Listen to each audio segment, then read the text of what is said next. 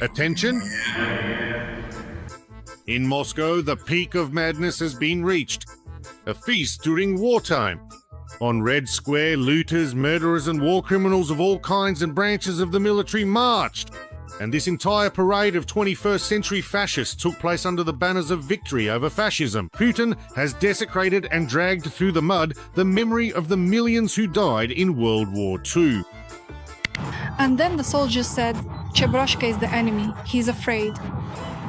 And this particular phrase became so incredibly inspiring that we consequently started holding engaging and interactive workshops with young children. Red banners and St. George ribbons are now firmly associated not with veterans of the fight against Nazism, but with occupiers who committed atrocities like Bucha, Mariupol, and destroying peaceful cities for no reason at all.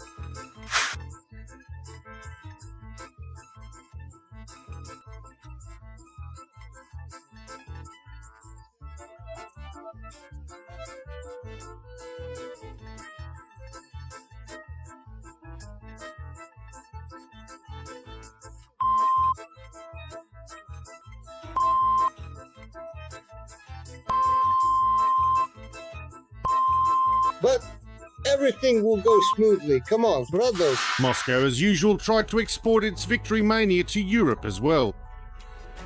But before the attack on Ukraine, Europeans were quite tolerant of drunk Russian migrants wandering around their cities, wearing pilot caps and carrying cardboard grandpas, but now these Colorado carnivals have literally become illegal. The trend this year is such that you can't gather here and tend to the cemetery as a crowd. This will be regarded as, well, it will be regarded somehow.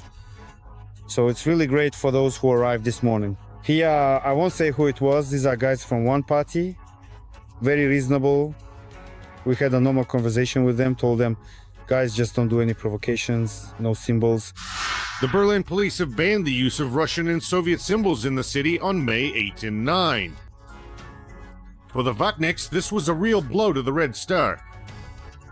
On these days, they like to write for Stalin on their foreheads and gather in Berlin's Treptow Park near the Soviet War Memorial.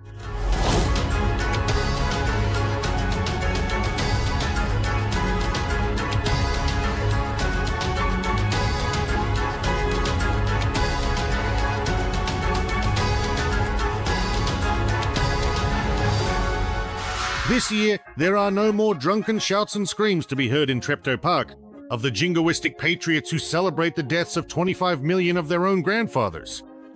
Now, people have come calmly and civilly to honor the memory of the victims and lay flowers. You could say the Vatniks failed to repeat their victory frenzy in Berlin.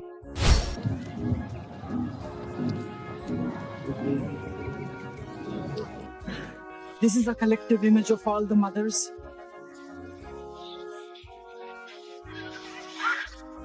Of course, Putin supporters tried to organize a bacchanal and even filed a lawsuit to be allowed to put on their heads a cardboard tank, but the court sent them off after the Molotov-Ribbentrop Pact with a very eloquent wording. In view of the ongoing aggressive war against Ukraine, Soviet flags express a willingness to use violence. At the same time, the impression of a triumphant march demeans the dignity of the victims and threatens public order. But across the street, a conflict flares up during our live broadcast. The police are taking down posters from the Russian opposition. Some particularly gifted individuals still ignored the ban and went out into the street, wrapped in tricolor rags. But they behaved much more modestly than usual, especially since they had to celebrate their victory to the chants of glory to Ukraine. Those on the other side of the river, you see, I actually have two grandfathers, both originally from Ukraine, and one of them quite remarkably took Berlin. Do you truly understand why they are doing this? Why they're engaging in such actions? It's a clear provocation. For me, it is absolutely a provocation.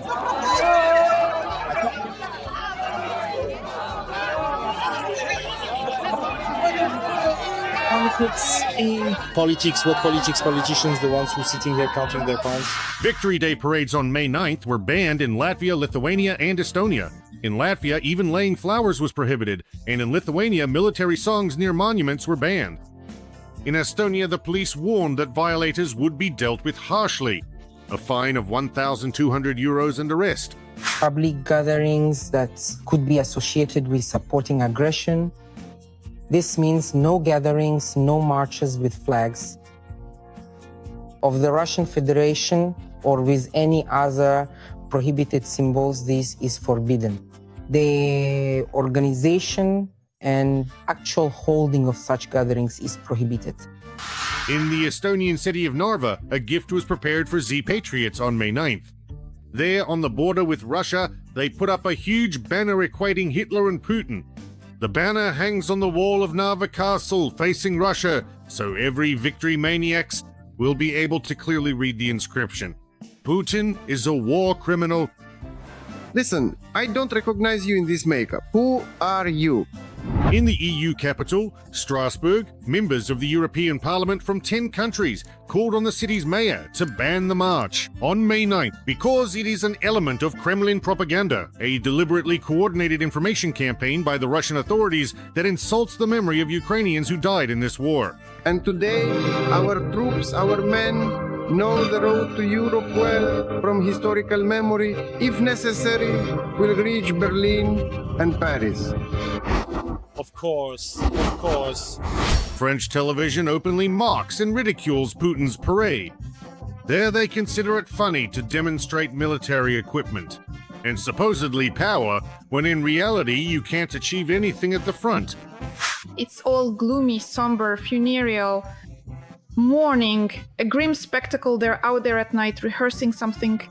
They want to show off their supposed visible power, which they are unable to demonstrate on the front lines. So all of this, everything we see, all these tanks and other military equipment, it's all fake, it's all a sham, it's all made of papier-mâché. Truly a pathetic sight. That moment when you want to show your greatness to the whole world, but you shut off the internet and communications in the capital because you're afraid that a small non-nuclear country might blow your military parade to pieces. Can you imagine how Putin begged Xi Jinping to come to Moscow to act as a human shield? Obviously, Ukraine wouldn't bomb the Chinese leader, behind whom a pale geostrategist is hiding in his back pocket. Esteemed Mr. Xi Jinping, dear friend, the humiliations and madness in Europe didn't stop there. Even the Immortal Regiment is specifically banned there. These dances on graves are banned in the UK, Ireland, Lithuania, Latvia, and Estonia. And that's not surprising. The most interesting thing is that the grandpas on sticks were banned even in the so-called Russia-friendly countries of Kyrgyzstan, Tajikistan, and Kazakhstan. This came as a real surprise to the racists. The local authorities in Kazakhstan refused to grant permission to the organizers of the Immortal Regiment to hold the march.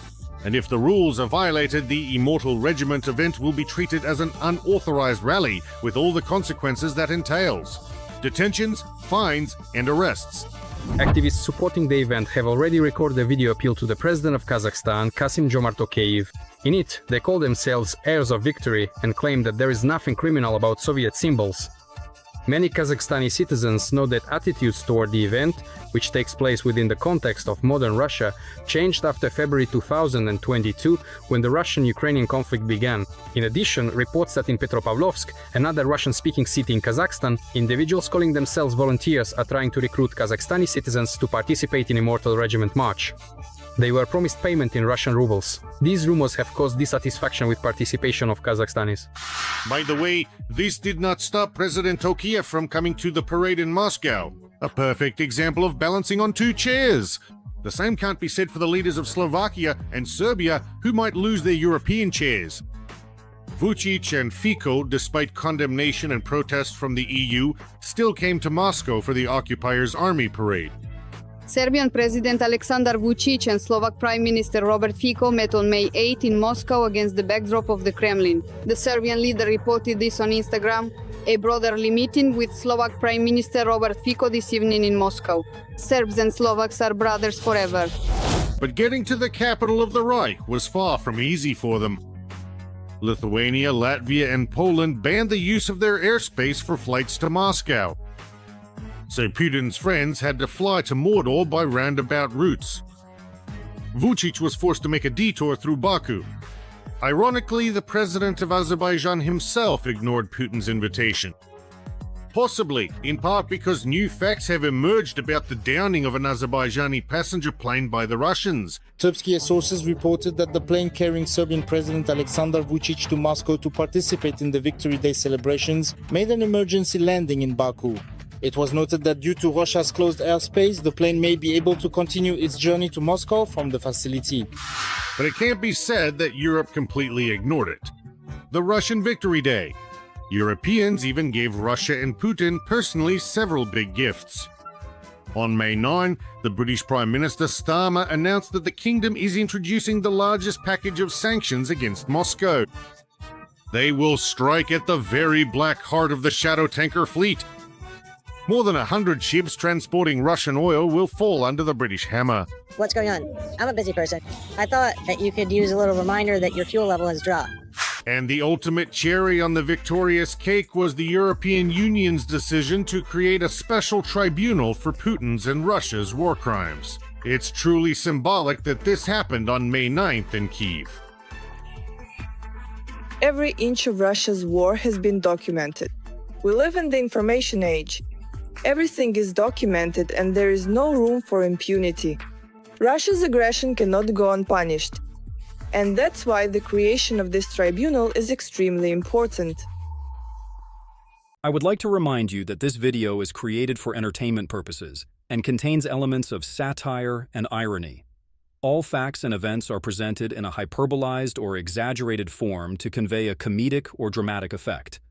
Our goal is not to mislead, but to highlight humor. Please take it with a smile.